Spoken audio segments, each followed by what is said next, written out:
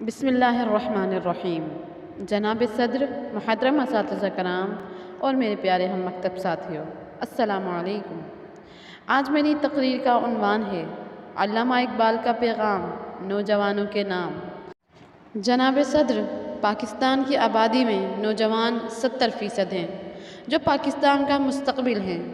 پاکستان کے نوجوان مایوسی کا شکار ہیں کیونکہ پاکستان میں آج ایک بھی ایسا عظیم لیڈر نہیں ہے جو ان کو مایوسیوں سے نکال کر ان میں اعتماد اور یقین پیدا کر سکے۔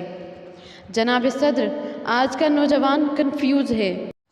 علامہ اقبال کی آرزو تھی کہ مسلمان نوجوان شاہین بنے، کیونکہ شاہین ایک ایسا پرندہ ہے جو خوددار اور غیرت مند ہے، دوسروں کا مارا ہوا شکار نہیں کھاتا، اپنا آشیانہ نہیں بناتا، خلوت پسند ہے اور تیز نگاہ ہے۔ علامہ اقبال نے فرمایا، تو شاہی ہے پرواز ہے کام تیرا، تو شاہی ہے پرواز ہے کام تیرا، تیرے سامنے آسماں اور بھی ہیں، تیرا نشیمن نہیں قصر سلطانی کے گنبد پر، تو شاہی ہے بسیرا کر پہاڑوں کی چٹانوں پر۔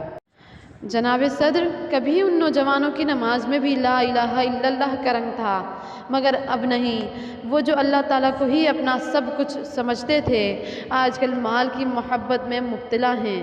افسوس، اس دور کے مسلمان نے معمولی قیمت پر دین و ملت کو بیچ دیا، اس نے اپنا گھر بھی جلا دیا اور گھر کا سامان بھی۔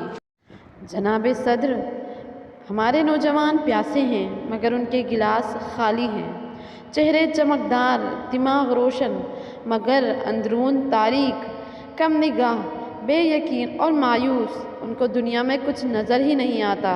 ان کے سینے حرارت قرآن، نماز اور روزے سے خالی ہو گئے ہیں۔ ایسے لوگوں سے آخر بھلائی کی کیا امید ہے؟ علامہ اقبال نے ان نوجوانوں کے لیے ہی اپنے رب سے دعا کی ہے کہ جوانوں کو میری آہ سحر دے، جوانوں کو میری آہ سحر دے، پھر ان شاہین بچوں کو بالوں پر دے، خدایا آرزو میری یہی ہے، خدایا آرزو میری یہی ہے، میرا نور بصیرت عام کر دے۔ جناب صدر، نوجوان اگر علامہ اقبال کی فکر اور فلسفے سے رہنمائی حاصل کریں تو وہ یقیناً مثالی اور معیاری انسان بن کر پاکستان کی بہتر خدمت کر کے پاکستان کے تمام مسائل حل کر سکتے ہیں۔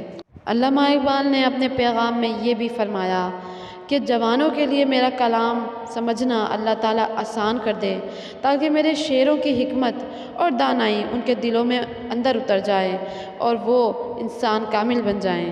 والسلام، شکریہ۔